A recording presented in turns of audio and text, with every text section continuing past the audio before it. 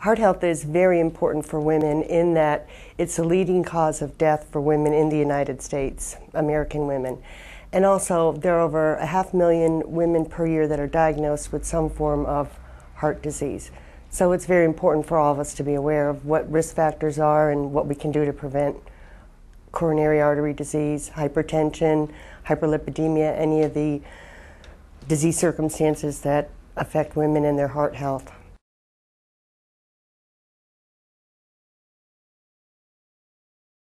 More women die every year from heart disease than do men, which some people probably will find a little surprising. And what that equates to is about 500,000 women dying annually in the United States from cardiovascular disease. That's 500,000 women dying every single year. So it's a phenomenal number of women that are affected by this disease. A lot of things that I think about when it comes to women and heart disease is their risks, especially if they have diabetes. And it can be a devastating illness in women with diabetes. They tend to do less well if they have a heart attack, and it can be more difficult to pick up a heart attack in a woman who has diabetes, who is experiencing symptoms of angina. So I think about it a lot because it's a big cause of illness and death in my patients, and to prevent it is something that we all try to do. Well, I think all health is important, and I think that it's good that we're focusing on heart right now, and especially for women because of the lack of education about it. It's starting, and people are starting to get that information out there now, but the more we know about it, the more we can do about it. We have a lot of control in this disease, unlike many other diseases. That, you know, it's in your DNA. You're not going to do anything about it. But heart disease, we can have a lot of control over to a certain extent.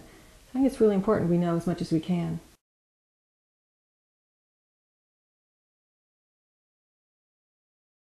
My sisters, we're all actually in a weight loss thing right now. We have the weight loss competition thing going on. Everybody's buying gym equipment and so forth.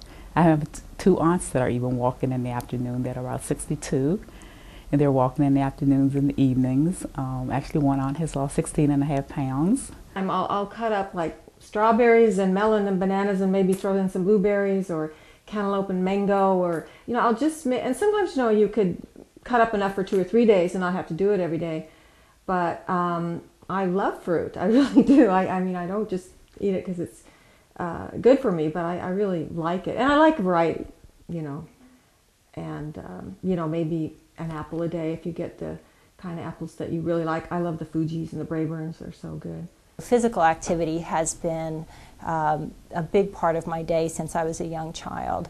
And so exercise is something that I do on a very regular basis. All the other things that doctors would say are important in terms of preventing heart problems,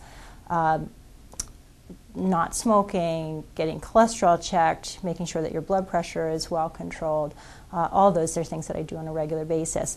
There are other things that I do just because I enjoy. I'm a vegetarian, and so that comes very easily to me. That's sort of the lifestyle that I've always enjoyed. I also enjoy red wine a lot, and so there's a lot of evidence that suggests that that's very good in terms of preventing heart disease. So every day, without thinking about it very much, I spend a lot of time doing activities that hopefully in the future will prevent heart problems.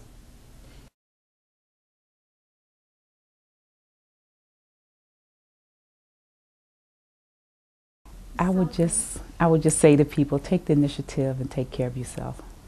Just like Nike, just do it. Take charge of your own health care. Take charge of your life. And I know as women, we're all very busy. There are many days when I go home and I think there's absolutely no way that I'm getting on the treadmill today, I don't have time.